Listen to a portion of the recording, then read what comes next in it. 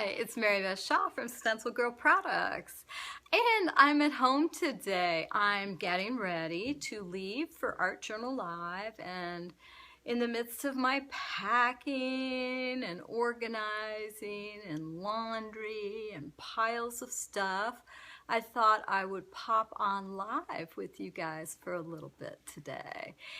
And it's one of my favorite topics, which, what do you think it is? Everybody's probably guessing paint, right? And hey Marlene, how are you? And it's not paint. It actually, I love paint, and paint is definitely one of my favorite things. But today, I'm going in a very different direction than I normally do. Brenda, hello.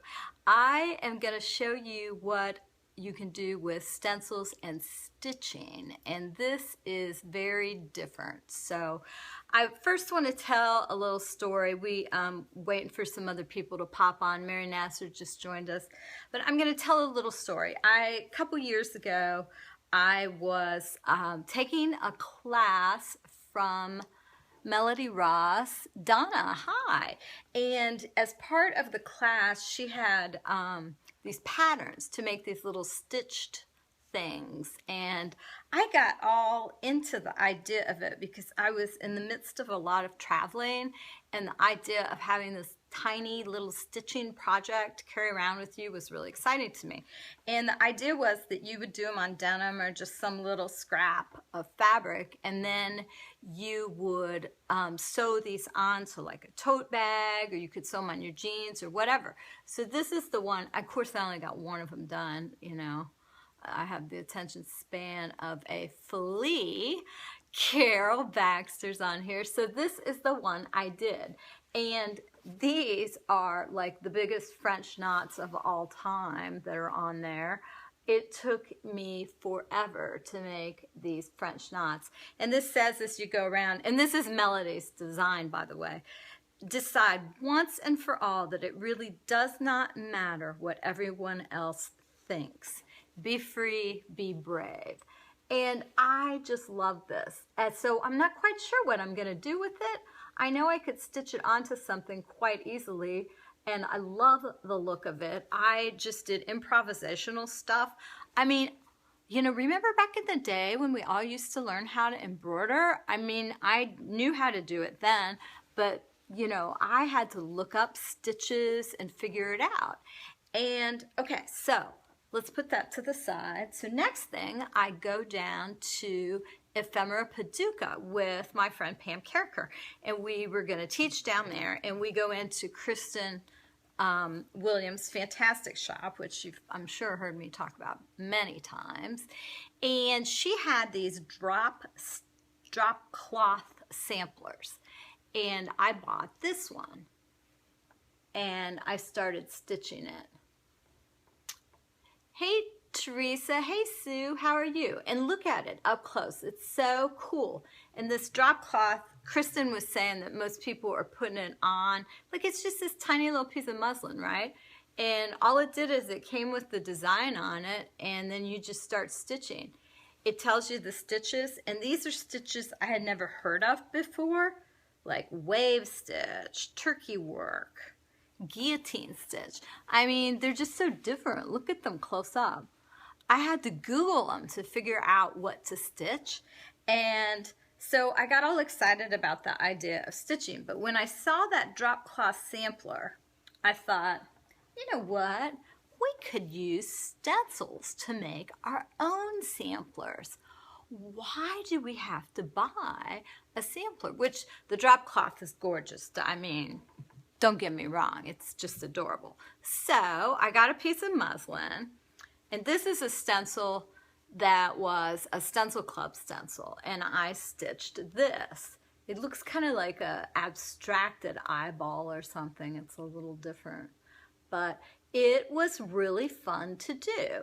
And I like the idea of improvisational stitching, where you don't have to subscribe to any certain thing. You can just kind of make it up as you go along. And I love that. And on this one, you can maybe see that I have paint in the background. I have fabric here in the background. So it can be whatever you want it to be. Then around the edge, I did some kind of crazy stitch around the edge. And anyway, hey, Teresa Holt. I haven't seen you for a long time, girl. Hi, Peg. Anyway, it was really fun to make. So what I thought I would do today is show you guys how you can, Carol Baxter says, permission to be free. Me first. Yes. Is to show you how you can get these started on your own. Think outside the box a little bit and put your stitching hat on and maybe create something really beautiful. I like working small because we're getting ready for this road trip, so I'm going to take some of these small ones with me so that I can work on them in the car. And I don't know, it just seems like I'm often traveling, and so that's so easy for me to handle. If you decide to do this, Carol Howard's on here. Oh my God, she's like the queen of embroidery. I can't believe I'm talking about embroidery and Carol Howard's on here. But anyway, Carol's seen most of these. I'll hold this up for her again to remind you who have just popped on late what we're going to be doing. We're looking at embroidery today. Okay, so, oh, and then let me show you one more thing. When Stencil Girl did a booth at this fiber show locally earlier this year, and Carol and Mary Nasser ran the booth, and then I popped in and I hung out with them. And there was a lady that was selling these little hand-stitched things from another country. And look at this. Is this the sweetest thing you have ever seen in your life? I just saw this and I just went crazy. I had to have it. It was like, I just cherish it. It's just so delightful, and I just cherish it. So anyway, working small. I'm going to turn the camera down so you guys can see this, and I'm going to show you what we're doing. Okay, first of all, any kind of little fabric will work. I think the key here is to have it be pretty flat. You don't want something nubby. So you want a flat fabric, okay? And what I typically do, I'm going to try not to keep moving this on you, is I sort of think about what I want my design to be. And I was thinking that this little panel might be cool to put on the front of a greeting card. So I thought I'd do like a background that would be this Michelle Ward stencil. And then I'll pick one of these to put in the middle. Make sense? So I'm going to start out. And here's the thing. I just do a light bit of paint at first, and then when I stitch, I have options. You can leave some of, like if you get really worn out with your stitching, you can leave some of the areas just painted. They don't all have to be stitched, right? I mean, shoot, it's yours. You can do whatever you want. So I'm going to pick up the paint on the sponge just like I normally would, okay? But I'm going to stay fairly light. And I'm just going to pounce up and down over top of this. I have not worried about laundering or anything like that, since these are just going to be for use, you know, for stitching and for greeting cards and stuff. Like if I was going to make something that was going to be a clothing item, I would launder the item first and then dry it without any dryer sheets so that there's no none of that starch or whatever that's in it, in the fabric. But I'm not going to worry about that for this particular project. Okay.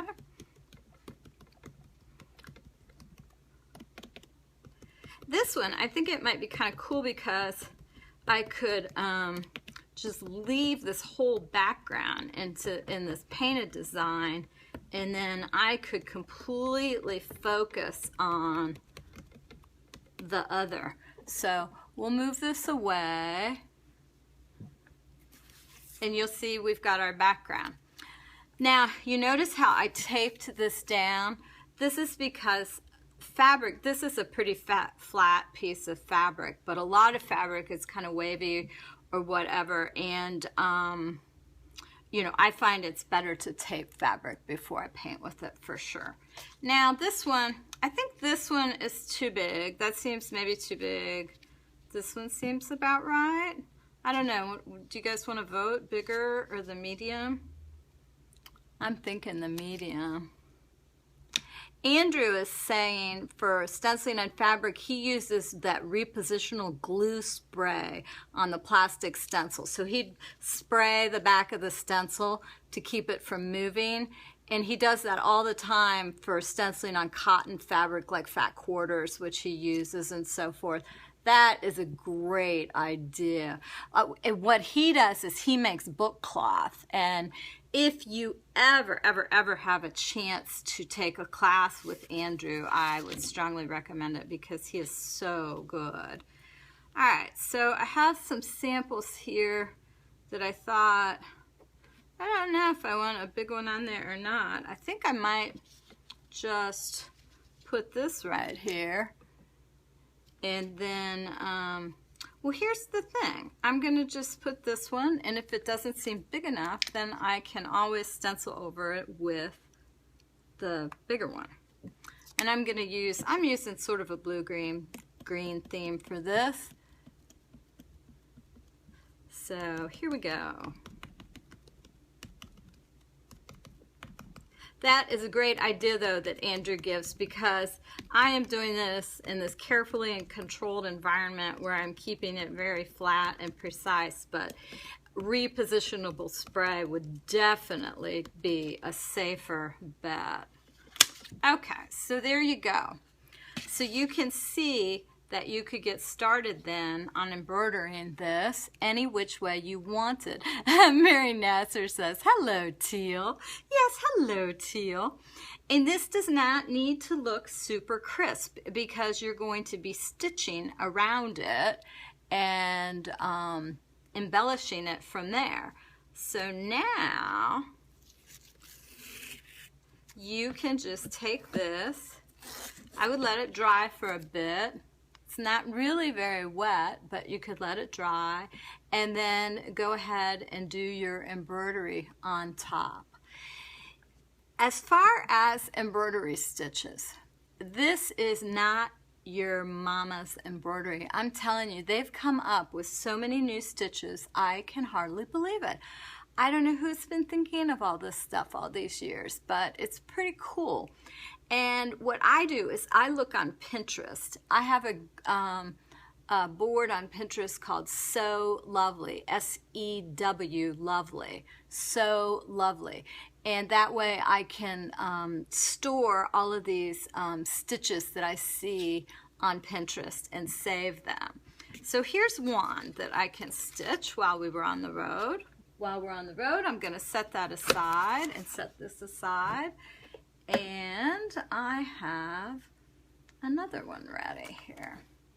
Okay, so this is just a canvas, a lightweight canvas that I have here, just like you would have a stretched canvas, only it's a lighter weight version. And I should say here that most of the fabrics I get, I tend to get at the we have a like a teacher's recycle center where you can just get little scraps of fabric. And I also, when I'm at antique stores and flea markets, I just buy, you know, really grab bags of fabric because I really like doing that. Okay, so let's say we're going to do this stencil. Now, instead of doing the paint, I am going to lightly trace around it with a pencil.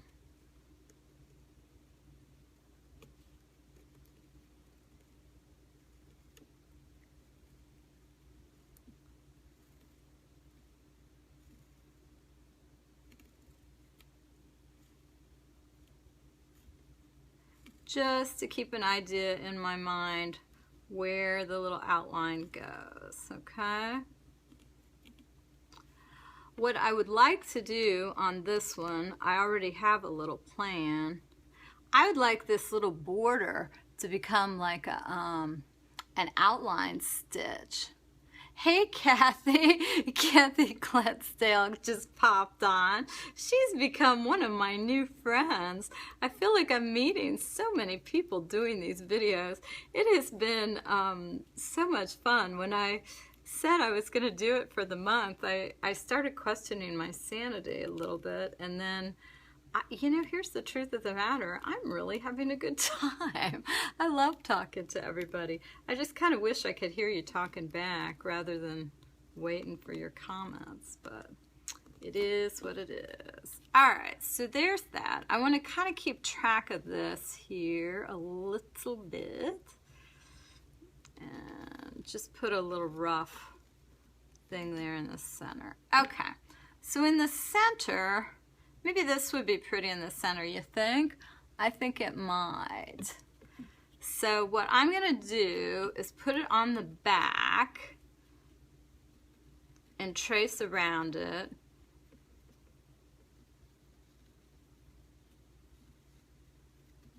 Okay? And then when I cut it out, I'm going to cut it just a little bit bigger, okay? Because if you look at the stencil, you've got these lines, this width here, and you want to make sure that you cover up those areas either with painting or stitching or something. So I'm going to make this a little bit bigger than what I have traced. Okay? And when I'm stitching this, if I have some raw threads, it does not really concern me because this is supposed to be a homespun thing, first of all. And second of all, I like that look of slightly unfinished or whatever. If you find that's going to bother you, well, one, you're probably a better seamstress than I am, so you can figure out a way to do it. But okay, so there's that. Now, I want that stencil. Jade, I think you say that every day, don't you? Okay, glue stick. Just glue the back of it. Not a lot, and then it'll sit there and it'll dry down perfectly. It'll sit there, you can stitch it, and then it'll hold it in place beautifully. Hi girls, hi Susan. She would be adding beads to hers. Yes, I think beads would be excellent. If I knew that business of threading beads, I would be all over that idea too. Okay, so where was the, oh, this is where I always lose my place, right? All right, let's just pick some other ones here. Is that, did I flip it? Oh, goodness gracious. This is like watch Mary Beth attempt to line up the stencil, right? So I'm going to just pick some others and cut them out. And I think I may do a couple of this one. I think it would be nice to have a few of a similar fabric.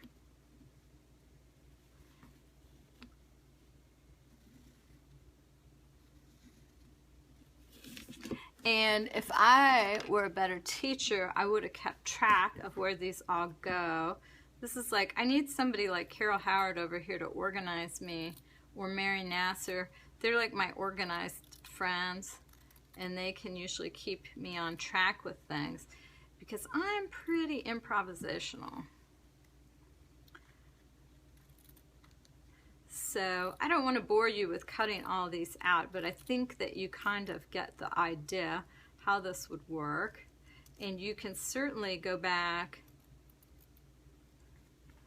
and let's find one where this kind of fits.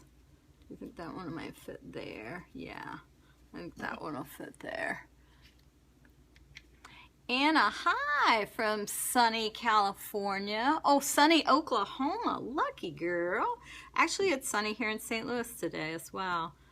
A little hot, but it is sunny. So I would just put that down.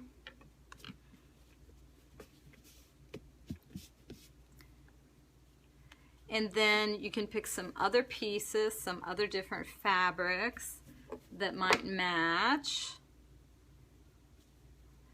And you can just build this up as much as you want. I'm gonna go grab some of my stitching to show you.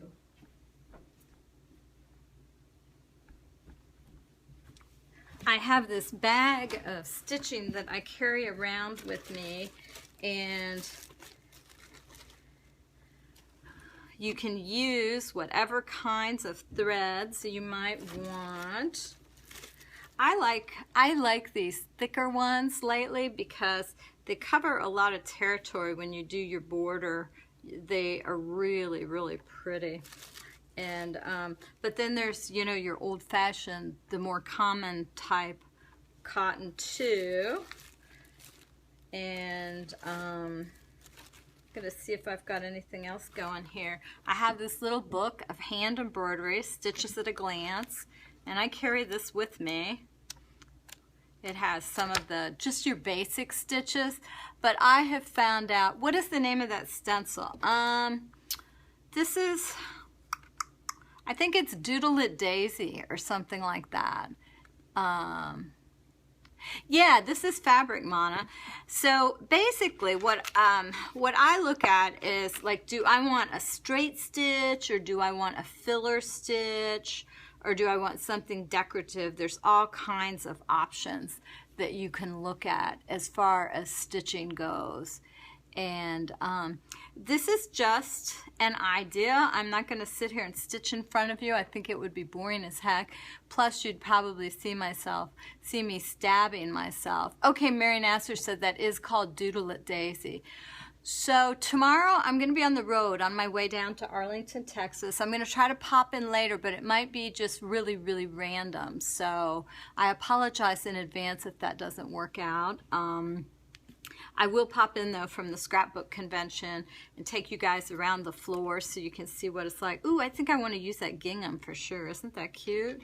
Love that. Definitely need to use that gingham. And so be on the lookout for scrap fabrics. Before you leave our Facebook page, make sure you sign up for our newsletter, The Scoop.